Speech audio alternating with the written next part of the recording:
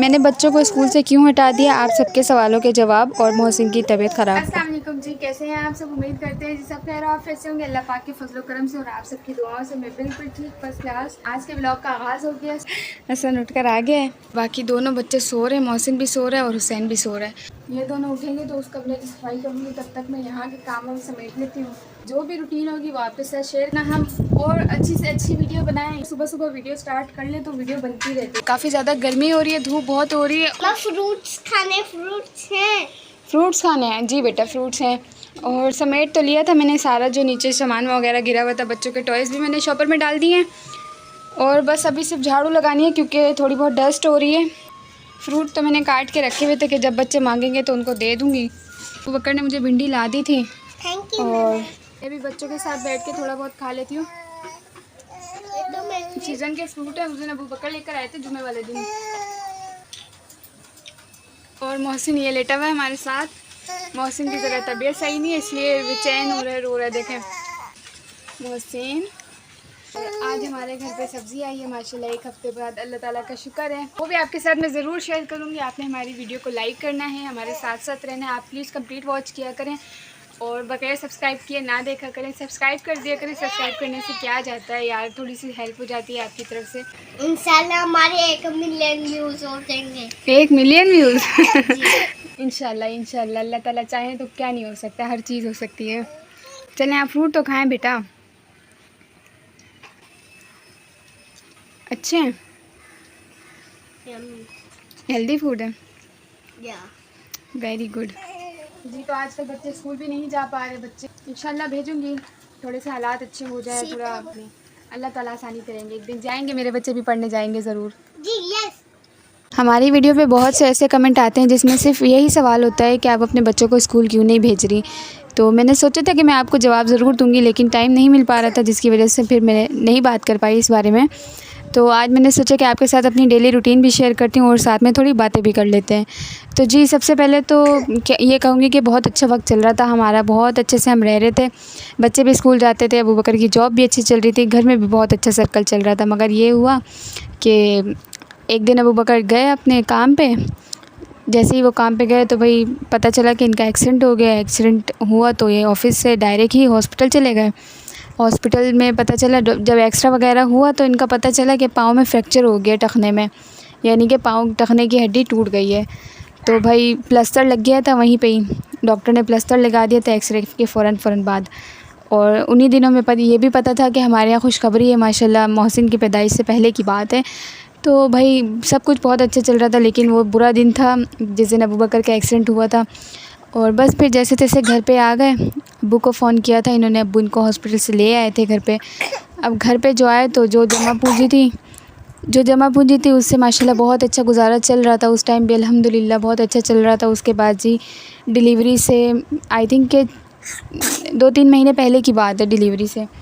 तो उसके बाद जी हमारा तो सेविंग ख़त्म हो गई थी, क्योंकि आपको पता है एज़ अ राइडर काम करते हैं, जिस कंपनी में काम करते थे, अभी मैं उसका नाम नहीं लूँगी उस कंपनी का, वहाँ पे भी एज़ अ राइडर काम करते थे। मेडिसिन कंपनी थी, मेडिसिन सप्लाई करते थे। लेकिन ये है कि जब एक्सीडेंट हुआ फिर हमने उनसे रब्ता किया कि इंश्योरेंस वगैरह के लिए, और इनका एक्सीडेंट हुआ था डिलीवरी करते हुए, इनका एक्सीडेंट हो गया था।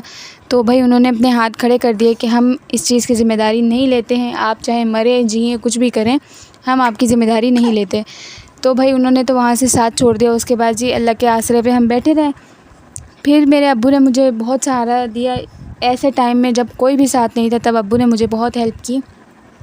अब्बू ही हमारे साथ खड़े हुए थे, क्योंकि अबू बकर तो घर में थे, उनके पाँव का मसला था तो वो घर में ही थे।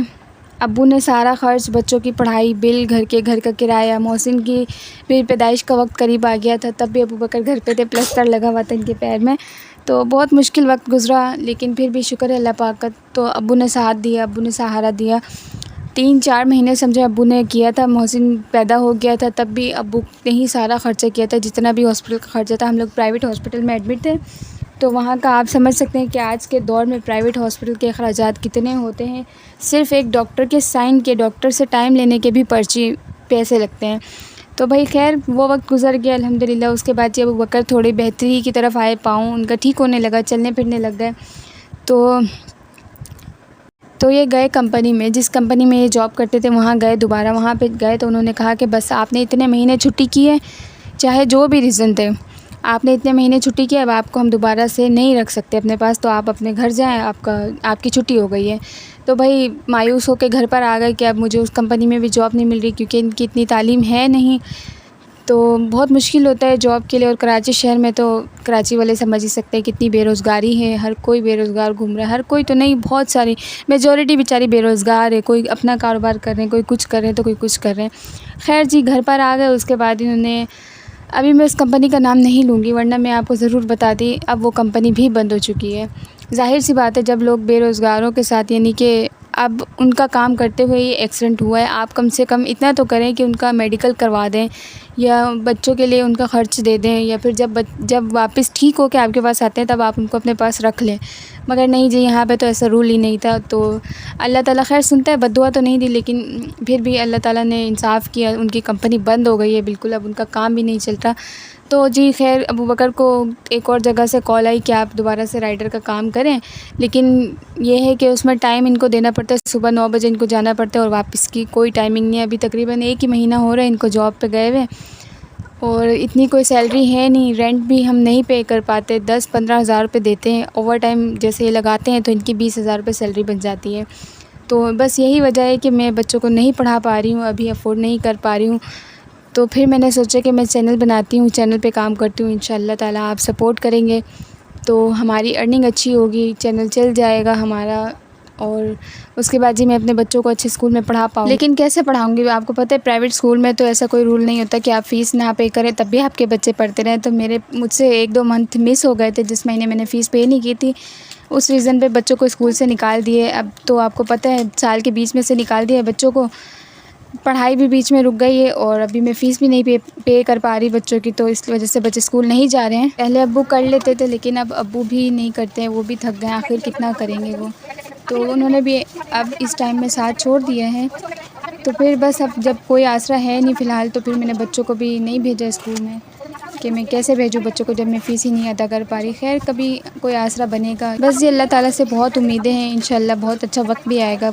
क्या हो गया, अगर कुछ टाइम हमारा बुरा वक्त चल रहा है तो इंशाअल्लाह अच्छा वक्त भी आएगा और हम बच्चों को बहुत अच्छे स्कूल में पढ़ाएंगे, हो सकता है इससे ज़्यादा अच्छे स्कूल में पढ़ाएं इंशाअल्लाह।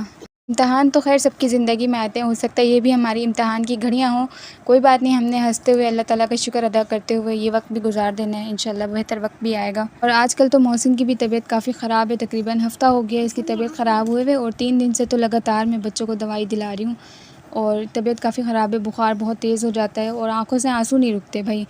बुखार, नज़ला, खांसी तो समझ में आता है, ये आंसू क्यों नहीं रुक रहे ये समझ नहीं आ रहा, हर टाइम आंसू बहते रहते हैं आँखों से। छोटा सा बच्चा अभी तो 2.5 महीने का है।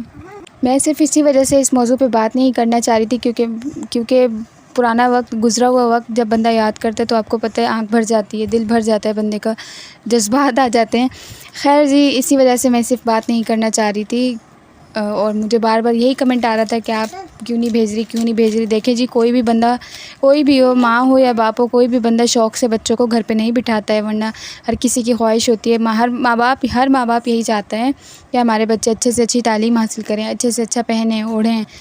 लेकिन क्या है जी, कुछ मजबूरियाँ होती हैं जिसकी वजह से वक्त के साथ समझौता करना पड़ता है, तो हमने भी कुछ उसी वजह से अभी फ़िलहाल छोड़ दिया है। लेकिन ये है कि अभी इंशाल्लाह बहुत जल्द बच्चों को एडमिशन करवाएंगे।